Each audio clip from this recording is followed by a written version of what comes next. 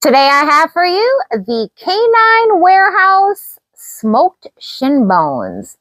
And here is a bone out of the package. So you get two in the package and they are both wrapped in plastic, but I went ahead and took this one out. My dogs are aggressive chewers. So anytime I can get a big bone at a great deal, I'm going to go for it. But as you see here, nice solid bone, marrow center. And these look like these are going to last a long time. So I love a single ingredient treat, and that's what this is. So let's give these to my dogs and see how they like them. Go.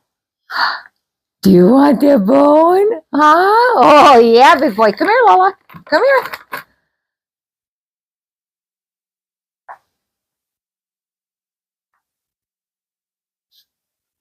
Oh.